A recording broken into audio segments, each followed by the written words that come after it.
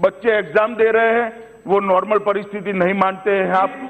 बच्चे एग्जाम दे रहे हैं, वो नॉर्मल परिस्थिति नहीं मानते हैं आप। किशन जी ने इतनी सारी चीजें बताई। परीक्षा के अंदर 99.5% उपस्थिति। अरे आप बैठिए, सुनिए, आप प्लीज जवाब देने दीजिए। अध्यक्ष जी, ये ठीक नहीं है। माननीय सदस्य प्लीज, ये ठीक नहीं है अध्यक्ष जी। माननीय उन्होंने कहा, इन्होंने एक नॉर्मल स्थिति की बहुत अच्छी व्याख्या जो कांग्रेस पार्टी की है बताई कि अधीर रंजन जी की बताई कि पॉलिटिकल एक्टिविटी ही नॉर्मल स्थिति मानी जाएगी। चलिए भैया, समाज में सारे लोगों की स्वास्थ्य की चिंता अच्छे से हो रही है, वो नॉर्मल परिस्थिति नहीं है। कोर्ट के अंदर मान्यवर इनको बिठा दीजिए। अब ये पद्धति नहीं है सदन में बात करने की। माननीय सदस्य प्लीज। अगर आपको ही सवाल का जवाब देना है तो पूछते क्यों हो भाई? जो पूछता जवाब वो ही दे रहा हूं, नॉर्मल स्थिति का ही भी जरा धैर्य रखे। अधीर रंजन जी मानते हैं कि बच्चे एग्जाम दे रहे हैं, वो नॉर्मल स्थिति नहीं है। 99.5% बच्चों ने एग्जाम दिया है। प्लीज माननीय सदस्य। मान्यवर, अगर इसी प्रकार से बात करना है तो आप या तो मुझे संरक्षण दीजिए या तो मैं जवाब बोलिए। आपका रिकॉर्ड में इनका रिकॉर्ड नहीं, ऐसे नहीं होगा मान्यवर। आपको उनको ये विपक्ष, ये कांग्रेस पार्टी के नेता है, इसके लिए कोई स्पेशल प्रिविलेज उनको नहीं मिलता है। मेरे जवाब के बीच में खड़े हो जाते हैं हर बार। ये पद्धति ठीक नहीं है, आपने उनको बताना चाहिए। मान्यवर, आप बैठ जाओ भैया। बैठ जाओ। मान्यवर, 99.5% बच्चों ने एग्जाम दिया है, वो उनको ठीक नहीं लगता है। सिर्फ श्रीनगर में 7 लाख से ज्यादा ओपीडी के पेशेंट आए, वो ठीक नहीं लगता है। सारे थानों में से कर्फ्यू हटा लिया, ये नॉर्मल नहीं लगता है। सारे थानों में से 144 हटा दी गई, वो नॉर्मल नहीं लगता है। पुलिस फायरिंग से एक भी गोली नहीं हुई, मृत्यु नहीं हुई, वो भी नॉर्मल नहीं लगता है। ट्रैफिक की आवाजाही ठीक ढंग से हो रही है, वो भी नॉर्मल नहीं लगता है। उनको लगता है कि पॉलिटिकल एक्टिविटी कब होगी, वही उनकी नॉर्मल सिंह की व्याख्या है। सामान्य परिस्थिति की व्याख्या अधीर रंजन जी की ये है कि पॉलिटिकल परिस्थिति कब शुरू होगी। प्लीज माननीय सदस्य, प्लीज माननीय सदस्य, प्लीज माननीय सदस्य, आपका कोई नोटिस नहीं होगा, इनका कोई नहीं जा रहा। मान्यवर, मैं यहां पर जब सवाल का जवाब खड़ा होने के लिए खड़ा हुआ,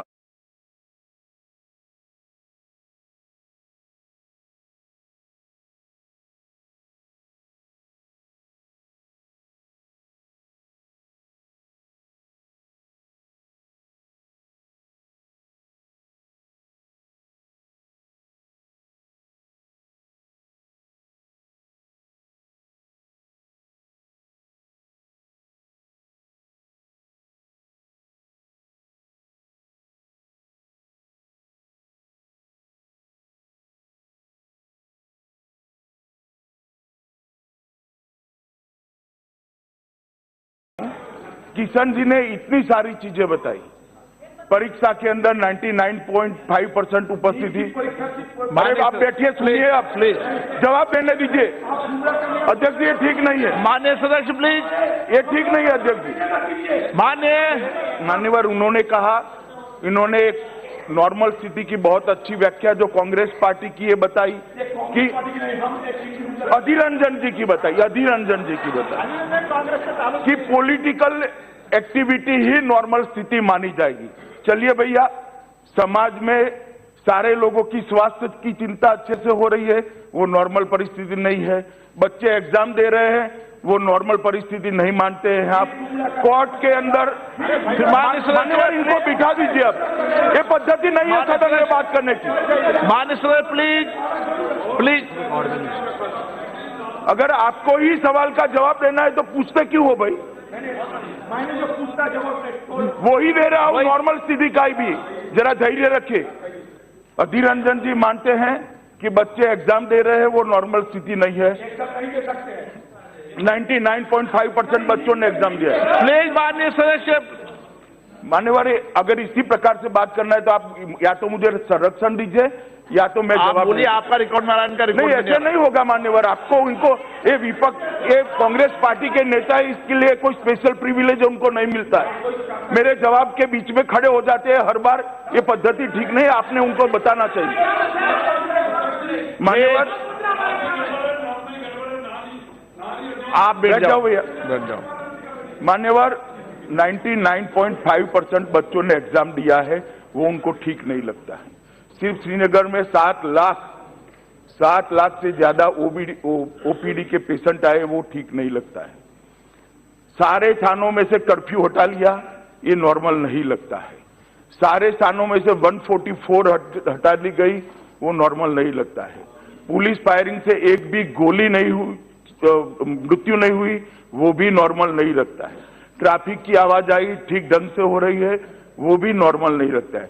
उनको लगता है कि पॉलिटिकल एक्टिविटी कब होगी, वही उनकी नॉर्मल सिंह की व्याख्या है। सामान्य परिस्थिति की व्याख्या अधीर रंजन जी की ये है कि पॉलिटिकल परिस्थिति कब शुरू होगी।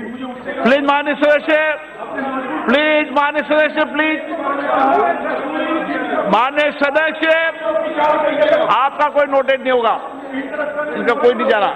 मान्यवर, मैं यहां पर जब सवाल का जवाब खड़ा होने के लिए खड़ा हुआ, तब मैं मानता था कि जम्मू कश्मीर की जनता की कोई चिंता करेगा। खैर, उन्होंने पॉलिटिकल एक्टिविटी की चिंता की। इसमें भी बताऊं, सारे पंचायत के चुनाव नरेंद्र मोदी सरकार की पहली टर्म में 40,000 पंच सरपंच के चुनाव हमने समाप्त किए, जो आज तक नहीं किए गए, सालों सालों तक इनके शासन में नहीं हुए। इसके बाद में तालुका पंचायत की सीटों के फिर माननीय सदस्य, आप कांग्रेस के दल के नेता हैं। माननीय सदस्य, आप थोड़ी प्रतिष्ठा बना के रखो, ऐसे क्या करते हो? एक मिनट, माननीय गृह मंत्री जी, एक मिनट।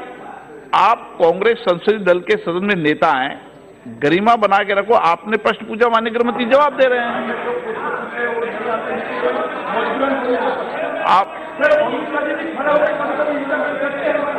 माननीय सदस्य, नहीं, मैं कभी नहीं होता भाई, कभी नहीं होता। अध्यक्ष जी की परमिशन। गृह मंत्री जी, आप मान्यवर, इसके बाद में ब्लॉक के चुनाव हुए, सारे के सारे तहसील पंचायत ब्लॉक के चुनाव शांति से हुए। लगभग 95% से ज्यादा वोटिंग हुई है, कहीं पर भी हिंसा नहीं। ये पॉलिटिकल नहीं है क्या? ये भी पॉलिटिकल है। और जहां तक राजनीतिक नेताओं का जेल में रहने का सवाल है, प्रतिबंधित आदेशों के तहत, मैं इतना ही कहना चाहता हूं कि हमें किसी को भी एक दिन ज्यादा जेल में रखने की जरूरत नहीं है, ना इच्छा भी। जब वहां का प्रशासन निर्णय करेगा, तब उनकी रिहाई हो जाएगी। और इसमें, अरे सुनो, फिर आप सुनो ना भाई, सुनो ना, आप सुनो। अब इतना जोर जोर से बोल रहे हैं, अभी ये सब 5 महीने 6 महीने से जेल में है। फारूक अब्दुल्ला के पिता शेख अब्दुल्ला को कांग्रेस पार्टी ने साहब 11 साल तक जेल में रखा था। 11 साल तक रखा था। श्रीमती इंदिरा गांधी प्रधानमंत्री थी, मगर हम उनके नक्शे कदम पर चलना नहीं चाहते। जैसे ही प्रशासन उचित मानेगा, उसको छोड़ देगा, हमारी कोई इंटरफियरेंस नहीं होगी। और ये आपका कल्चर है कि प्रशासन को यहां से फोन कर इंटरफियरेंस करना, हम नहीं करते हैं। जब प्रशासन जब कहेगा, उनको उचित परिस्थिति लगी, तब होगा। और मेरा सभी सदस्यों से इतना कहना है कि ये कुछ नेता जो जेल में हैं, उनकी चिंता सबने करनी चाहिए। वो भी कर रहे हैं, मैं भी कर रहा हूं, मगर ज्यादा चिंता घाटी के जनता की कर अगर आप सवाल पूछते तो घाटी की जनता को लगता कि कांग्रेस पार्टी हमारी भी चिंता कर रही है, सिर्फ पॉलिटिकल एक्टिविटी की चिंता नहीं।